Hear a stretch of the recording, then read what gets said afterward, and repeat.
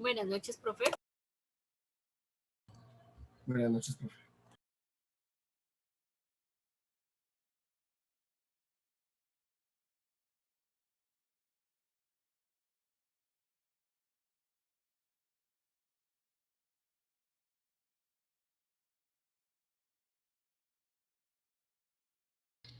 Buenas noches, doctor.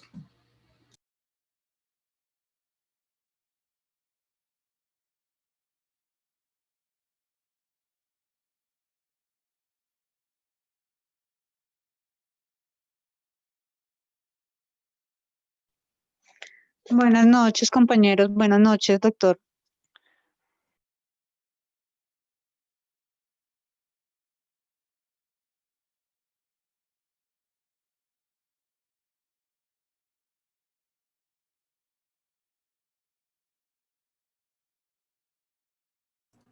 ¿Vieron la noticia, compañeros, de que la Fiscalía apoyó la tutela de Uribe para que no se le considerara imputado? No, no he escuchado. Sí. ¿Dónde la dieron?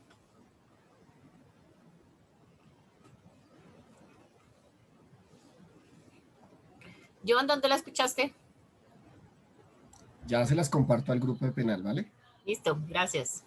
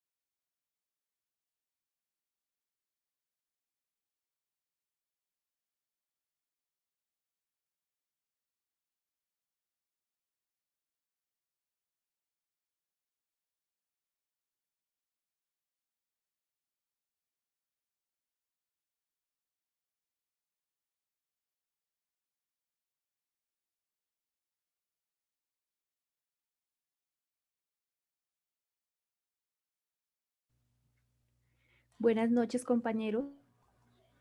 ¿Anita iba a matar al gato? Me estoy rumbeando al gato, que es diferente. Epa. Uy, Ana, ¿y eso? Ay, yo tengo una igualita, tiene 3 meses. Qué lindo, Michi.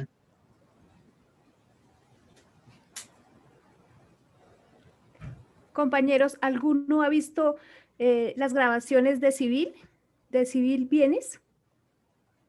¿Sí? Ah, es que yo no las he podido ver. O sea, no se dejan ver. Sí, ahí están en la plataforma. Sí, están en la plataforma y están con el código, pero no abre. En mi caso. Sí, tienes que insistir con el código porque a veces el código molesta, entonces tienes que hacerlo en 2 o 3 ocasiones para que lo puedas abrir. Sí, o sea, el copy-paste toca hacerlo bien, ¿no? Mira que he estado insistiendo muchas veces, pero... Yani, lo que pasa es que con el copy-paste muchas veces no funciona. Hay que copiarlo manualmente. ¿Manualmente? Uh-huh. Ah. ¿Pero alguno ha visto alguna grabación de...? Sí, yo la he visto. Yo las he Sí, visto. yo también. Se he visto. Bueno, muchísimas gracias, compañeros. Vale, todo bien.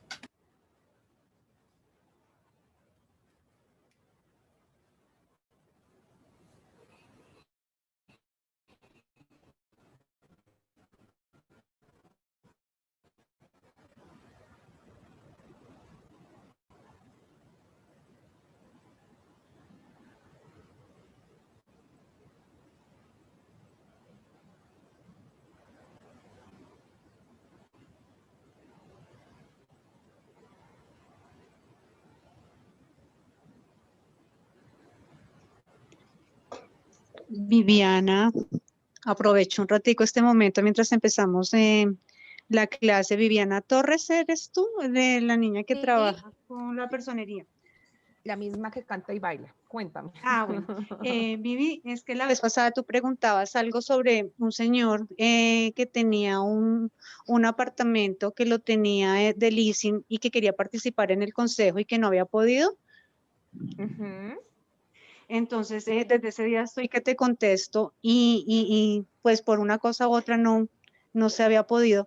Muñeca, él sí puede participar en el consejo, Si tiene un poder amplio y suficiente especial que le da que le da el banco.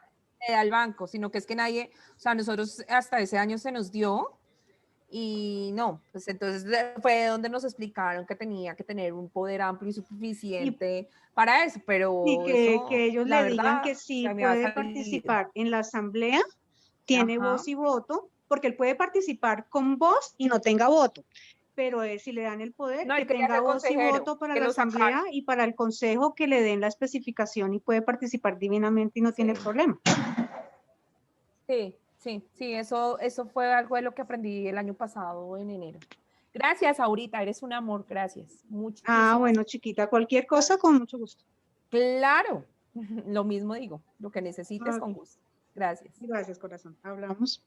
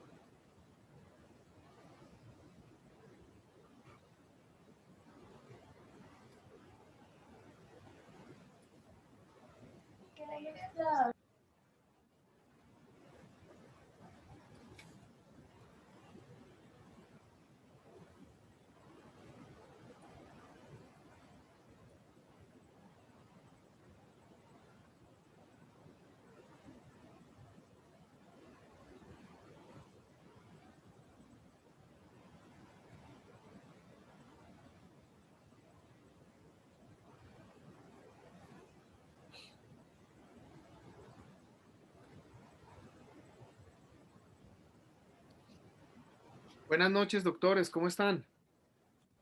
Buenas noches, profe. Buenas noches, profesor. Buenas noches, Buenas profe. noches, Excelente. doctor. Noches, profesor. Buenas noches, doctor.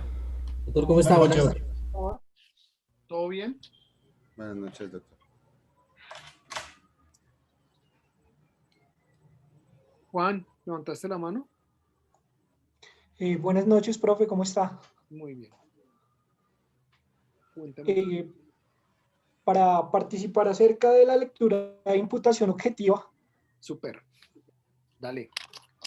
Arranquemos con el tema. ¿Listo? Dale, dale. Entonces, pues dentro de la lectura al principio nos entrega como un marco histórico de Klaus Roxin y pues nos dice principalmente como cuáles son los dos elementos que debe tener esa imputación objetiva. El primer elemento, la creación de un riesgo jurídicamente desaprobado. Y el segundo elemento, la realización de ese riesgo en el resultado. Yo la verdad lo que hice fue mirar más como el ejemplo que nos mostraba para lograr entenderlo de una mejor forma la lectura. Pues el ejemplo que nos mostraba la lectura era acerca de un conductor que va en un coche en exceso de velocidad y arrolla fatalmente a un peatón, pero ese peatón iba en sentido contrario a los vehículos. Entonces, lo que nos explicaban es que la muerte del peatón hubiera ocurrido así no hubiera un exceso de velocidad. Sí. Pues también lo intenté comprender con otros ejemplos que busqué. Como, bueno, uno parecido al que usted nos explicó en una clase sobre si hay de pronto dos amigos que estén molestando, el piso está mojado, uno empuja al otro y en el momento que lo empuja levemente, cae de mala forma, un ejemplo, se desnuca con un andén y muere. Entonces la acción sí fue, no, o sea, fue el empujón leve. Sin embargo, la consecuencia de esa acción no termina siendo la muerte del individuo, sino pues ya hay digamos que hay un antecedente y es que el piso estaba mojado y puede ocurrir de esa forma. Con otro ejemplo que también lo intenté comprender mejor es el cantinero que le vende licor a un cliente que él sabe que está teniendo un arma de fuego. Y posteriormente esa persona que tiene el arma de fuego mata a otra persona. O sea, no se le puede culpar al cantinero que le vende el licor porque pues la venta de licor está regulada a través de la ley. Perfecto.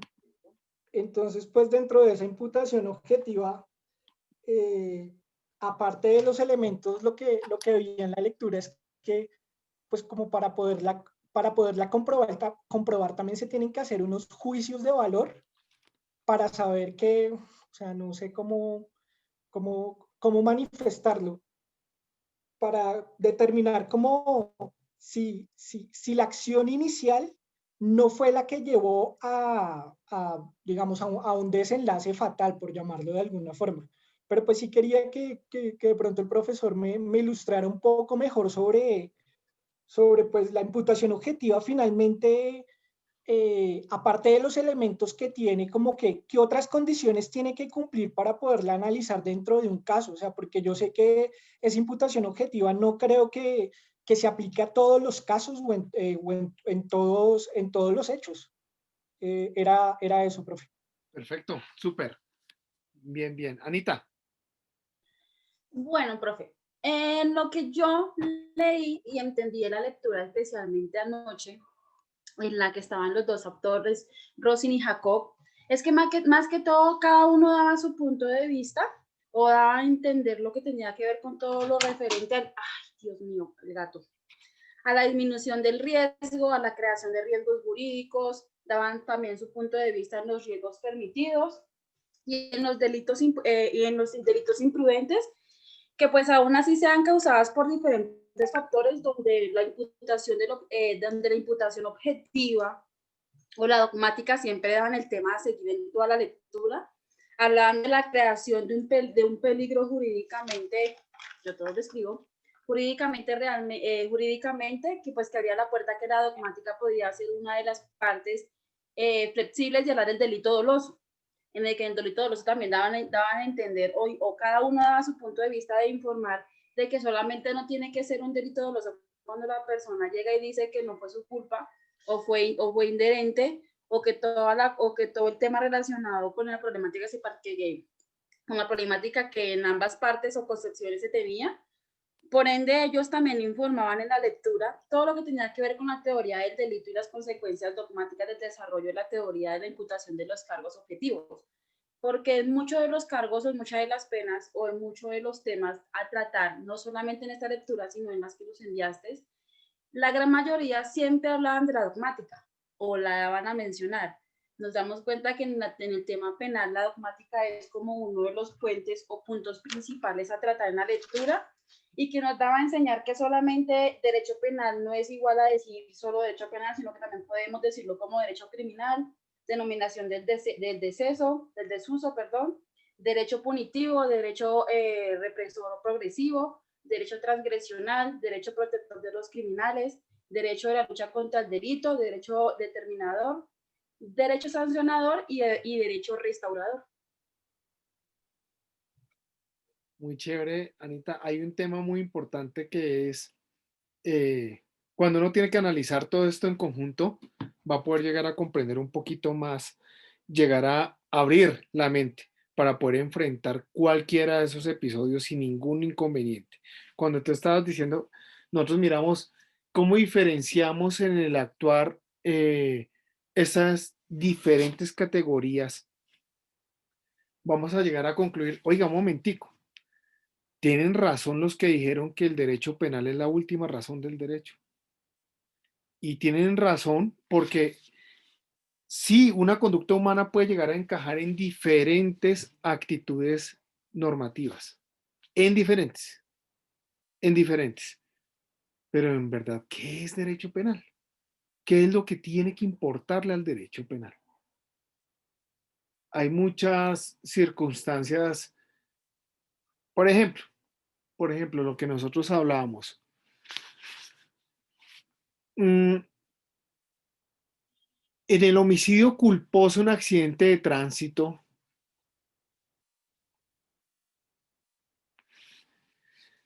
cuando se comete el homicidio y el autor material tenía vencida la licencia de tránsito, algunos creen que nos podemos ir al artículo 110 del Código Penal y decir, oiga, en el numeral, creo que es el segundo, que es una agravación punitiva el hecho de no tener licencia de tránsito. Entonces dice, como la tiene vencida, pues no tiene. Y le achacan el problema al derecho penal. No, simple y llanamente esa persona responde por un homicidio culposo, pero paralelamente va a tener una infracción de tránsito que se encarga de mirar el tema de la licencia. ¿Por qué? Porque técnicamente sí tiene licencia de tránsito. Que está vencida es otro cuento, pero tiene. ¿Vale? Esas son las aptitudes que toca entrar a analizar en cada uno de los comportamientos y por eso la imputación objetiva. Estela. De hecho, perdón, doctor, me refiero a algo en particular en este momento y es Jaime Garzón en algún momento comentaba eso, en donde a él desafortunadamente Espérate un segundo. Aló. Sí, no sé qué. Sí. La profe. Entonces, desafortunadamente en ese momento, según cuenta, un policía de tránsito le hizo parar el vehículo y le dijo que su licencia y le dijo que pues, la tenía vencida. Entonces le dijo, no, pues eso es un delito y pues tiene que, entonces le dijo, no, pues una cosa es que no tenga licencia y de pronto maneje el carro y usted se quiera llevar el carro para los patios y otra cosa es que esté vencida, porque es otro hecho que de pronto no tiene nada que ver con que usted se me lleve el carro, porque yo le puedo decir que yo sí sé manejar. Claro. Generalmente hay conflicto, ¿no? Sí, y sí. no se entiende cómo un hecho es ¿sí? Sí, Es sí, eso, sí. doctor. Listo, sí, sí, perfectamente. Ahora sí, volvemos. ¿La compañera que está hablando? Allá, Estelita. Buenas noches, profe. La profe, buenas noches. ¿Cómo va? No, profe, pues yo hice bien, profe, gracias a Dios. Yo hice un pequeño como resumen de todo lo que entendí y saqué como las teorías principales de la lectura. Entonces encontré la teoría de la condición adecuada, que era una teoría extensiva y dificultaba un poco para determinar la condición relevante. La teoría de la imputación objetiva de Roxini en los años 70 y planteaba su vinculación con el criterio de la creación de un riesgo jurídicamente relevante de una lesión típica del bien jurídico. Y este mismo Roxini, Claudio Roxini, hablaba de la imputación objetiva. Entonces él decía que tenía unos principios y unos criterios, hizo un listado de esos principios y criterios. Entonces dice que está la disminución del riesgo, está la creación de un riesgo jurídicamente relevante o no permitido, que es la misma creación de un riesgo prohibido, está el aumento del riesgo permitido, está la esfera de protección o ámbito de aplicación de la norma, y bueno, esa es con respecto a lo que él decía de sus criterios o los criterios que tenía para llegar a su fin. Y Hobbes, entonces este cumple el papel fundamental que permite determinar los ámbitos de responsabilidad dentro de la teoría del delito. Esa era la función de Hobbes o fue lo que él trató de determinar. Y tiene un carácter, pues buscaba la conducta que tiene el carácter delictivo. Y esta teoría se divide en dos niveles. Está la clasificación del comportamiento, que está como típico o imputación objetiva del comportamiento. Y está la constatación en el ámbito de los delitos de resultado, y dice que se da en el resultado producido que queda explicado precisamente por el comportamiento objetivo imputable de esa persona, y se llama imputación objetiva del resultado. Entonces la una es la imputación objetiva del comportamiento y la otra es la imputación objetiva del resultado. Bueno, eso es lo que decía Hobbes. Y él también instituyó unas dogmáticas para establecer el juicio de tipicidad. Entonces, entre esas dogmáticas está el riesgo permitido, el principio de confianza, que hablábamos anoche del tema, la prohibición de regreso, y la actuación de riesgo propio de la víctima o comportancia de la víctima. Eso fue lo que saqué de la lectura o lo que más me gustó, me impresionó, me llamó la atención. Perfecto, perfecto, perfecto. Perfecto. Mariluz. Doctor, buenas noches. ¿Cómo estás? ¿Cómo te fue a ti con imputación objetiva? Pues bien, doctor, yo sí soy como, o sea, muy concisa en que yo lo que entendí de toda la lectura es que había una causa y había un resultado. Exactamente. De todo lo que yo leí. Que esa causa tocaba observarla, mirarla, dirigirla para determinar si se podía hacer esta imputación objetiva. Y que había un principio que maneja todo eso, que es el principio de confianza, que es lo que afecta a todos nosotros. Eso fue lo que yo entendí de todo. No Es sé. así. Lo que pasa es que, acuérdate, el nexo causal es la relevancia, lo importante de lo que tú estás diciendo, ¿cierto? Y es precisamente lo que nos va a decantar cuando existe una acción que se ve repetida en un resultado. Ah, ya. Y cuando tú estás señalando y estás diciendo, "Ve un momentico, la consecuencia es esa, la consecuencia se dio fue por ese accionar". Entonces lo tienes que analizar siempre de atrás para adelante y viceversa. ¿Por qué? Es la mejor manera de poder llegar a analizar sin lugar a equivocación una conducta típica. ¿Por qué? Normalmente la gente dice, lo mató. No, es que iba en el carro y el carro no frenó y lo mató. Bueno, listo. Resultado típico, muerte. Entonces, cuando uno va y analiza, venga un momentico, está muerto. Vamos a reconstruir de adelante para atrás los hechos, va a poder comprender un poco más el tema de la imputación objetiva facilito. Y sin irse en desviaciones que le permitan distraerse, llegar a otro lado. Ah, es que fue el de la tecnomecánica que, ¿por qué el de la tecnomecánica le dio el certificado 2 días antes sabiendo que el vehículo está? No, simple y llanamente eso es un hecho aislado. ¿Listo?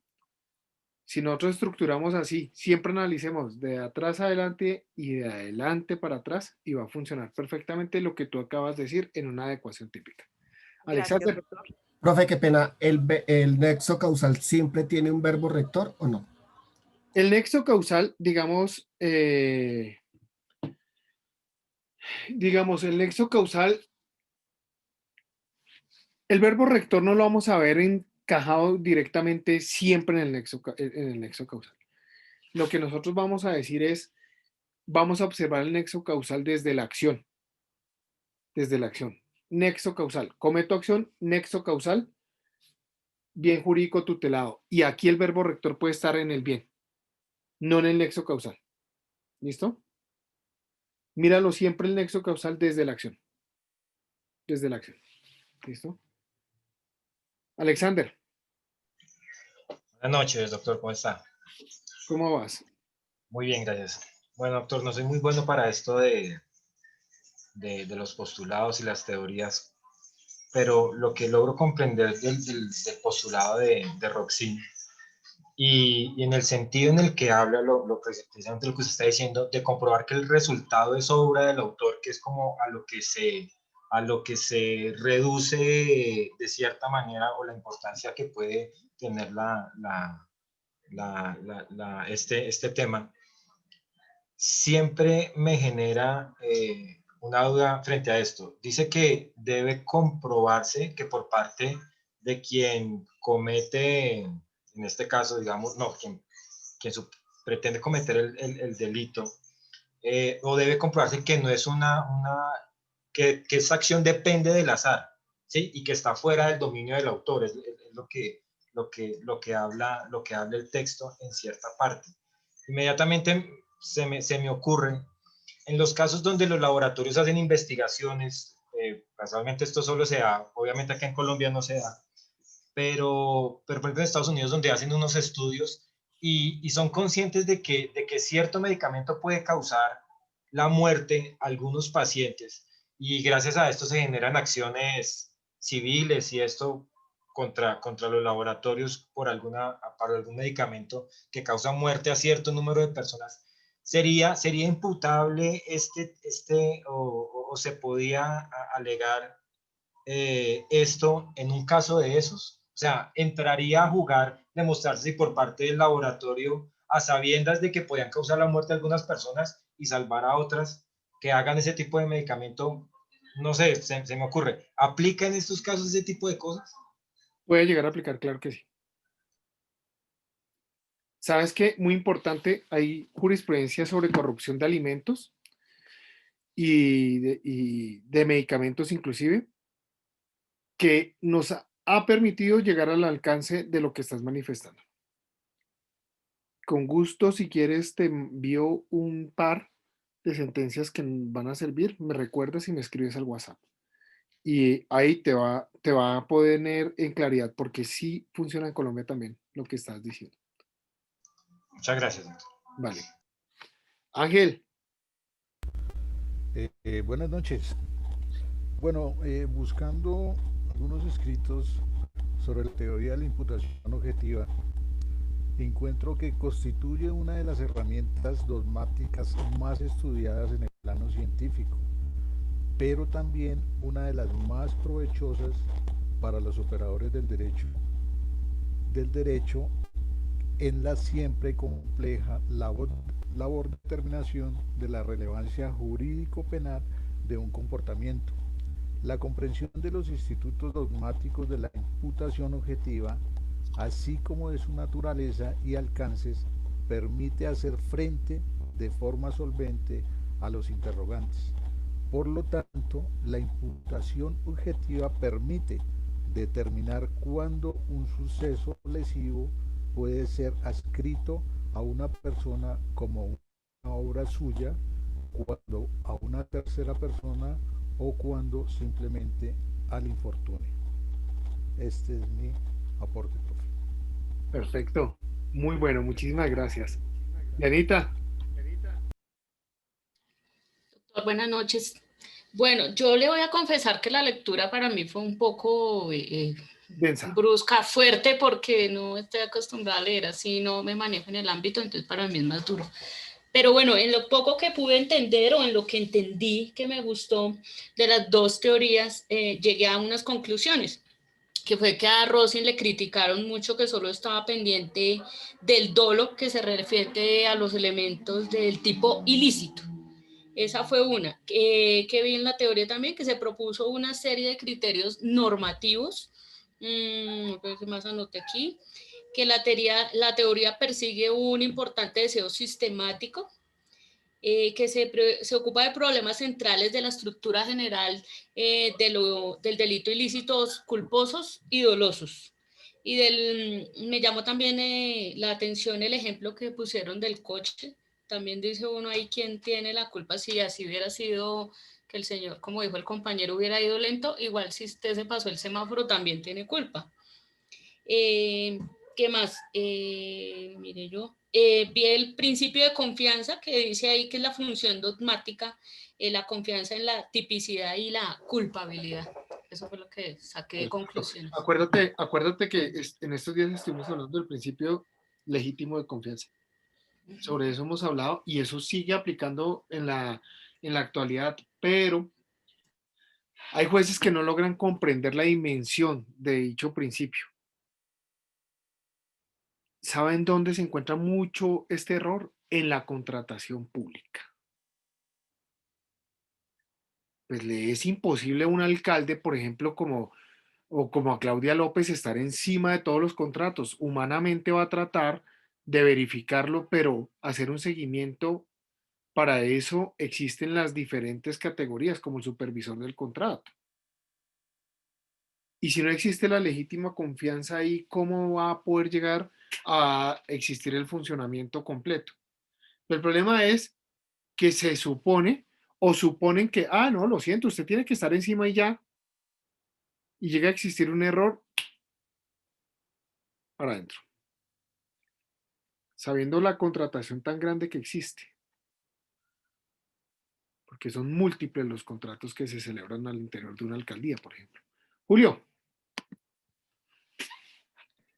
Profe, yo creo que uno cuando mira a Klaus Roxin tiene que mirar que por primera vez en la doctrina penal aparece el riesgo, que es lo que Roxin prácticamente dice, debe introducirse el riesgo como un hecho preventivo en la pena.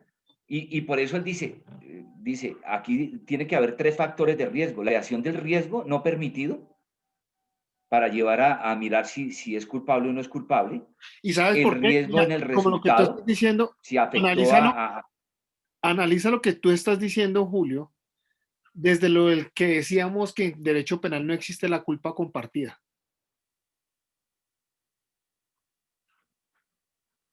Y vas a llegar a comprender un poco más claro como para el derecho penal es importante el riesgo. Por eso, pero Roskin es prácticamente el primero que lo mete en la doctrina, porque antes no existía como elemento para tenerlo en cuenta en la imputación objetiva, ¿cierto? Y además si uno mira, Roskin él mismo se hace una pregunta que dice, si estamos en una sociedad donde a menudo pasar sobre un riesgo natural, estaríamos dejando que simplemente todo sucede por una casualidad, o hay una premeditación para que se lleve a cabo ese riesgo y tenga un fin de culpabilidad. No sé, a mí me parece que Roskin mira un poquitico lo de Hegel.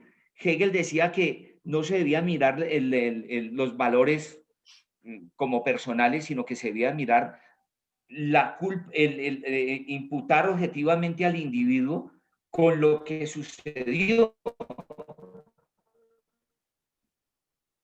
¿sí? Y no con otras variantes de decir que es que toda la vida fue un delincuente o desde niño fue un delincuente o nació. Entonces, a mí me parece que Roxy lo que hace es eso, meter en la doctrina penal por primera vez todo un error. Perfecto. Julito, mira, vamos a analizar un caso. ¿Me escuchan? Que me parece conexión inestable. Sí, profesor. Sí, Claro y fuerte, doctor. ¿Han visto los buses repletos de gente? Y que llega la gente y se colincha a las malas al bus y el bus arranca, ¿sí o no? ¿Quién crea el riesgo desaprobado ahí? El conductor, profe. ¿El conductor del bus? La persona porque se Tiene sube. que- persona que se sube. La persona. La persona porque se sube. No se debe El conductor subir. del bus tiene la puerta abierta. Pues compartida, Los entonces dos. digámoslo, profe. Eso iba a decir yo, compartida, tanto Compartida, los dos. entonces. No existe pena compartida. No, pero entonces la culpa, claro, sí. Para mí el conductor. Para mí, la persona. El conductor es el La culpable. persona porque ella es la que Pasajero. decide subirse. Miren, Si no, sencillo. la persona. Para el Código Nacional de Tránsito es prohibido andar con las puertas abiertas. 1, 2. También es prohibido andar en sobrecupo. Pero, profe, sí. O sea que la culpa sí es de Esa es la realidad. Pero, sí, o sea, Pero, hoy en profe, día- ahí es donde Roxin tiene la participación, el riesgo como preventivo para una pena. Entonces ahí dice, culpable es el conductor porque debía haber previsto el riesgo bajo la normatividad, lo que usted acaba de decir, las puertas cerradas, no el sobrecupo, y lo permitió. Entonces está en una norma, y él a pesar de eso asumió el riesgo y causó de pronto un daño. Otro ejemplo, voy pasando debajo del puente peatonal, caminando, cruzando la calle, debajo del puente peatonal. Y viene Johncito en su carro a 30 kilómetros por hora y me atropella y me mata. El peatón, profe. No, el conductor El porque peatón. tiene que ir detrás 30. No, es del peatón. Ah, El peatón. Del Conductor conductor. del Peatón, Detrás 30. esa es la velocidad. La culpa es de John. La culpa es del peatón por no pasar el puente. Profe, ¿cómo le La va a echar el culpa es de peatón? ambos. No será ¿A cóbata. ¿A cuánta velocidad? Es del culpa de John por no pasar el puente. La culpa es de No, ambos. del conductor. No Es puede ser de del ambos. peatón. Es del peatón. Es Del del peatón peatón porque por por no eso hay una norma. El peatón usted lo levanta, que ya está el muerto, micrófono, profe, ¿no? culpable que lo atropelló el carro. Es que Profe haya Diego, puente, te apaga el micrófono. que haya puente peatonal. de confianza. No nos Si deje viene a por 30 ahí. por hora lo pudo esquivar. Si venía a 30 No. por hora lo podía esquivar. No, esa no. Pero Yo no si es lo de los mató, que andan pues, haciendo lo que Esquivó no por la porque iba a cara. 30 kilómetros y simplemente atropelló. El peatón creó el riesgo y por ende, entonces existe un eximente de responsabilidad, una responsabilidad exculpante. para el hombre. Doctor, ahí Eso está muy podríamos bueno. hablar, digamos, de la teoría de la culpa exclusiva de la víctima. Sí, claro. Y principio de confianza, profe, también. Sí, claro. Miren, muchachos, voy a tocar un tema rápido. Veo muchas manos levantadas y me preocupa porque quiero que hagan una lectura ahorita en grupos. Tengo algo bien importante para transmitirles que quiero que aprendan bastante y me preocupa, de verdad que ya estoy llegando a la hora y de verdad no alcanzamos. Me va a tocar suspender las manos levantadas o más bien da un minutico, por favor. Angie. Sí, profe, yo quería también como recalcar un poco la lectura de Jacobs que nos dejaste. Él también habla pues todo lo que es el riesgo permitido, la competencia de la víctima, el principio de confianza, que yo le he hablado a los compañeros, pero específicamente se enfoca en lo que es la prohibición de regreso. O sea Sí. que él explica y lo dice él sí mismo, dice, no todo es asunto de todos. Entonces él lo busca explicar según lo que él mismo dice por el camino difícil, en cuanto pues a hacerlo más corto, para hacerlo más corto, en cuanto a favorecer un delito específicamente y la teoría de la participación. Digamos que me llamó mucho la atención esta teoría debido a que él hablaba de que es necesario distanciar el comportamiento de los sujetos basándose en los roles que estos cumplen. Están los roles especiales y los roles comunes. Especiales, pues son todas las personas que de una manera u otra están obligados directamente frente a las víctimas, pero están los comunes, que somos como el resto de nosotros, que tenemos un rol normal y que de un momento a otro, en un día sin ninguna diferencia, se realiza una acción y esto lesiona o irrespeta a otra persona. Entonces, el autor en sí mismo, al final, como para hacer un resumen por lo que dijiste que no tenemos tiempo, dice Perfecto. que no se lesiona al otro, puesto que también es partícipe del ordenamiento jurídico, pero también dice que para dejar en paz al otro es imprescindible que éste sea percibido como una posible colisión. Entonces, que para dejarlo en paz es necesario saber que se puede tener un problema con este para poder evitar el mismo problema. Vale, gracias. David. Buenas noches para todos, profesor. Leyendo un poco sobre lo que nos has enviado de la tipicidad de los sujetos, objeto y acción por omisión, estaba pues leyendo un poco sobre el proceso de adecuación típica, que es pues el juicio y el análisis que se hace en funcionario judicial. Tengo pues unos ejemplos en la cual se da pues el padrastro viola a la hijastra, en donde esta conducta se subsume en dos tipos penales, que primero es la violencia carnal y la otra es el incesto, que son las relaciones sexuales que se tienen biológicamente, consanguíneo o por parentesco. Y entre eso pues se dan los elementos de tipo penal que se distinguen en sujeto activo, de lo que estamos viendo, en sujeto pasivo, objeto material, objeto jurídico y la acción u omisión que estábamos realizando. Así del mismo ejemplo podemos sacar, digamos, un homicidio en donde el sujeto activo es quien mata al otro, el sujeto pasivo y el muerto, el objeto material es el cadáver. Y el objeto jurídico, lo que es la vida como derecho, lo que parece en la tipicidad del derecho penal, y la acción u omisión es cuando la persona ya hace el hecho que es matar. Entonces, pues he llegado como a esas conclusiones y he estudiado pues un poco eso y no sé pues si estoy en lo correcto, profe. No, perfectamente, perfectamente. Sin embargo, cuando empecemos a mirar los sujetos, que ya será la semana entrante, vamos a trabajar un poco sobre ese, para poder adecuar, primero toca mirar la calidad con la que actúa cada una de las personas. ¿Listo? Vale, perfecto, profesor, muchas gracias. Pero muy bien. Vivi. Vale. No, profe, es que las lecturas lo que me traen es que no, cada vez me doy cuenta que debemos saber todos y todas más derecho penal. ¿Por qué? Porque es que queda en una línea muy delgadita en que usted sea culpable o actúe con dolo, por ejemplo, en los ejemplos que ponía, o ejemplo Felipe del tema del carro, que yo voy manejando, se me venció la licencia y todo eso. Entonces, prácticamente, para no repetir lo que ya han dicho mis compañeros, uno queda a la expectativa que en el tema penal, uno puede entrar a ser un delincuente de una forma muy fácil sin darse cuenta y pecando de pronto.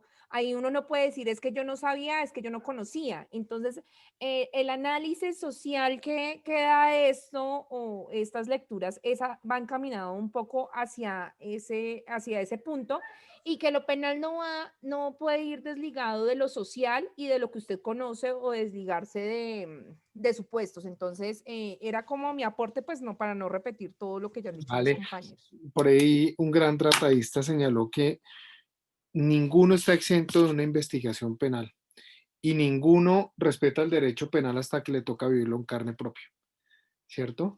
Todos, por ejemplo, siempre decimos cárcel para ese perro, démosle cadena perpetua, y hasta que o lo toca a usted el derecho penal o toca a un familiar suyo, ahí sí, uy, qué injusticia, mire lo que está pasando, si se más, él goza de presunción de inocencia y todas esas circunstancias, muy importante.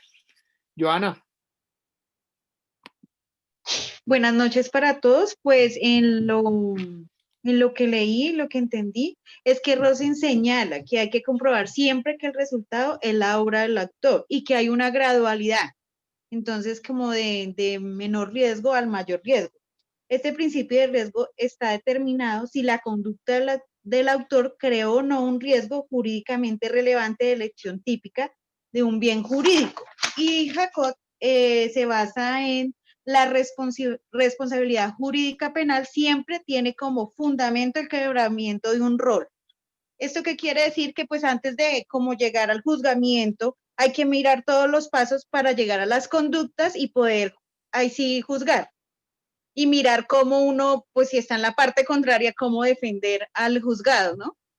Mira, Ya, eso era mi aporte. De lo que tú estás diciendo ahí les traigo un ejemplo, tal cual de lo que estás diciendo.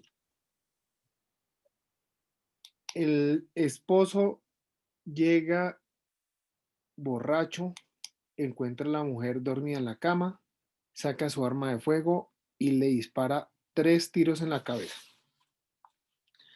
Después, en la necropsia se dan cuenta que la mujer había fallecido por un paro cardíaco 2 horas antes de que llegara el marido a la casa.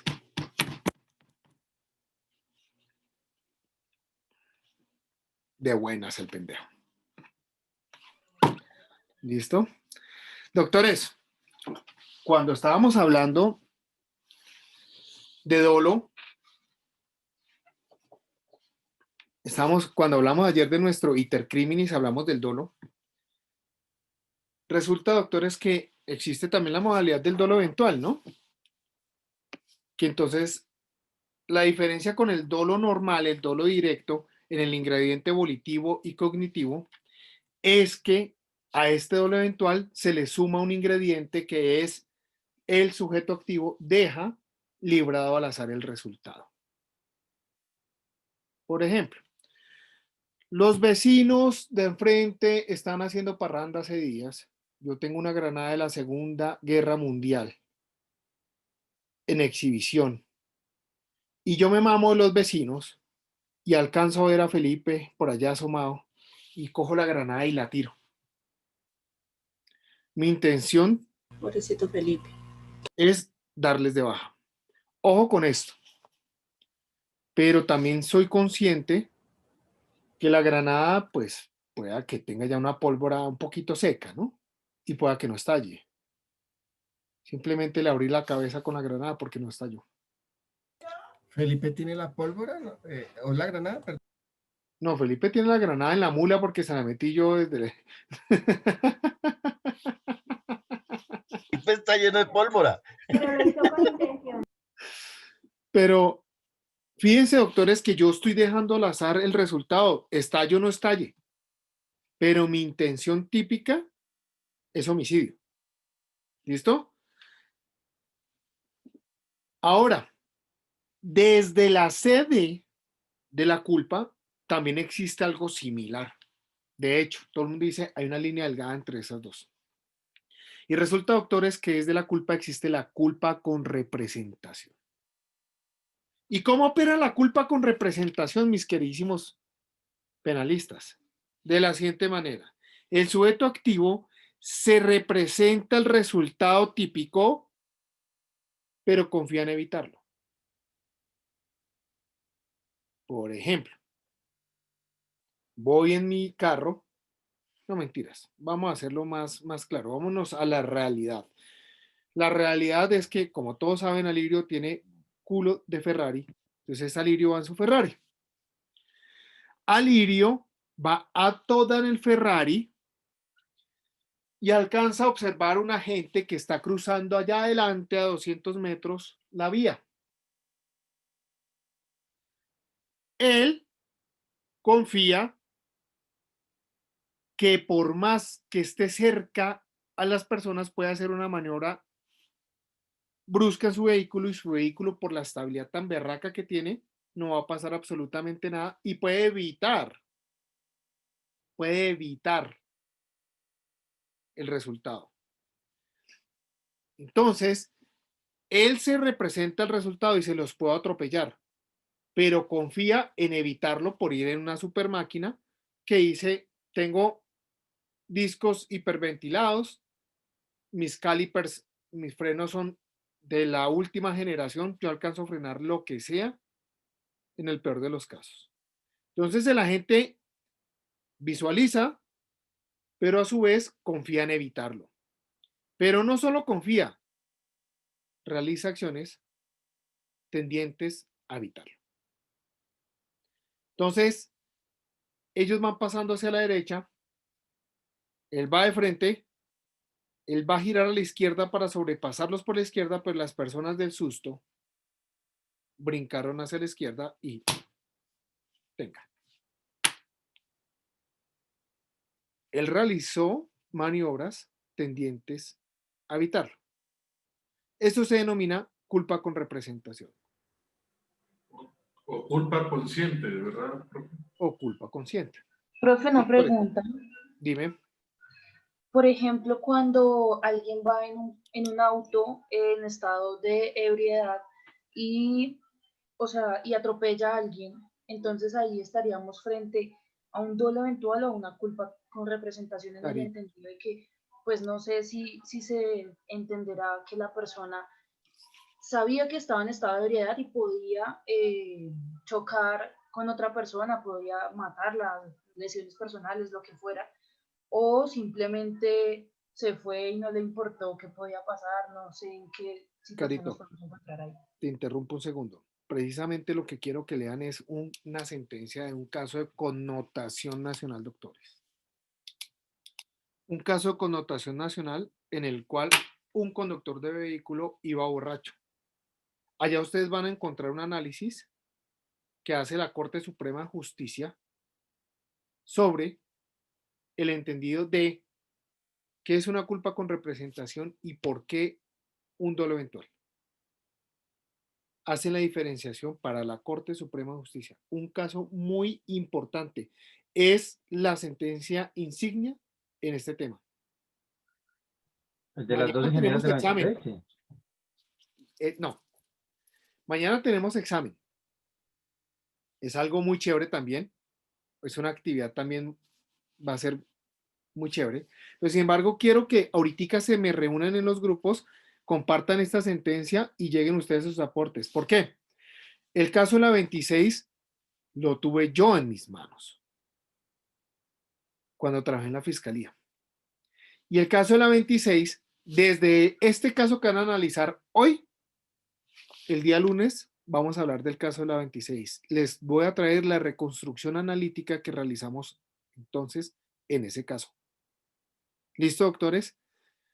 Este caso de verdad que van a analizar es muy importante. Era un piloto de aviación que iba un poquito borracho, que cuando se bajó y estrelló, se bajó diciendo, ¿cuánto vale eso? Yo soy hijo de Álvaro Uribe. ¿Cuánto vale eso? Fíjense todas esas circunstancias que fueron analizadas por la Corte Suprema de Justicia, mis doctores queridos, para poder llegar y decir, un momentico, esto ya tiene otro tinte, porque doble eventual. Y vamos a discutir en qué escenarios, porque Carito lo trae acá al evento. Oiga, ¿por qué no culpa? ¿Por qué dolo? Léanse eso y créanme que no vamos a llegar a ningún acuerdo. Nos vamos a dar duro el lunes porque no hay un acuerdo común para el dolo eventual y culpa con representación. ¿Qué es lo que les voy a enseñar un poquito? Si usted se va por el dolo eventual, trabájelo estructuradamente. Si se va con la culpa con representación, también estructuradamente. Y vamos a analizar los tipos penales. Doctores, ya ahí en el chat lo tienen ya la sentencia. Por favor, reúnanse. Cualquier cosa, voy a desconectarme porque me imagino que se reunirán por esta misma vía con los compañeros. Una preguntita rápida. Doctor, una preguntita rápida. Sí. En el común se establece que cuando hay un accidente de tránsito, bueno, estamos hablando desde la connotación de que es accidente de tránsito, no hay, o sea, no hay culpabilidad, porque se supone que es un accidente de tránsito, independientemente, uno no quiere matar, uno no quiere hacer. ¿Hasta qué punto eso es real y generaliza? Se te cortó un poquito, escuche más. ¿Hasta qué punto qué, perdón? Es real y se generaliza, o sea, esa connotación general de que no hay culpabilidad porque pues es un accidente de tránsito. No, eso es, las conductas están establecidas en el Código Penal. Las lesiones personales culposas, el homicidio culposo. Lo que no puede haber es una tentativa, doctores, porque la tentativa es netamente dolosa. Lo que tienes que analizar es cómo se configuraría la culpa. Si hay o no una violación al deber objetivo de cuidado. Pero necesariamente entra el derecho penal a regir con una sola lesión. Profe, una pregunta. Si es un simple choque de latas, ahí podríamos mirar otras circunstancias, o más bien la aplicabilidad de otro derecho. Pero con una lesión, así sea un rasguño, entra a operar el derecho penal. ¿Alguien iba a hablar? Profe.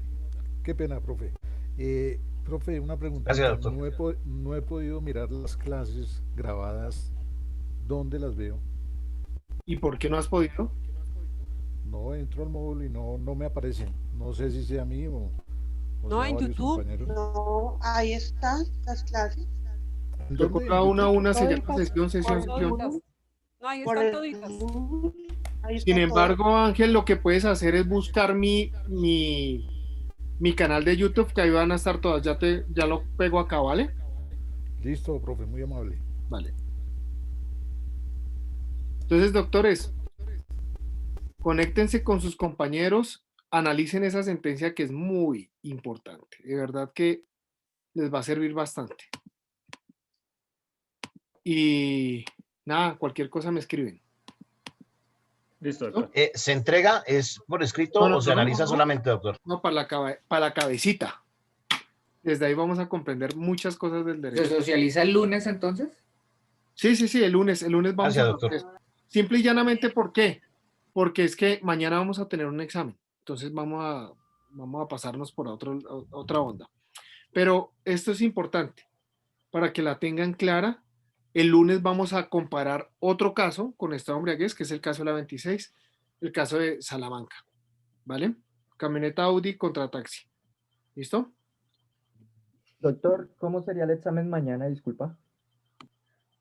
Mañana doy las pautas. Sorpresa. ¡Sorpresa! Muy bien. Pero es en grupos. ¿Eso es con globos, doctor? ¿Es con globos o qué, doctor? Ya me dejó ansioso, mano. Mañana van a sufrir un ratico. Ay, no. Que hay que tener a la mano sin dormir, man. Que hay que ¿Hay que tener oxígeno, agua o qué, doctor? mañana, un no, mañana rosario. para que tengan a Cuando la nos iba mano a casar. unos pañuelitos para la llorada. Bueno, nos hablamos. Chao. Gracias, doctor. Profe. Está bien. Gracias. Vale, profe, cuídese mucho. Éxitos. Chao, feliz noche. Gracias.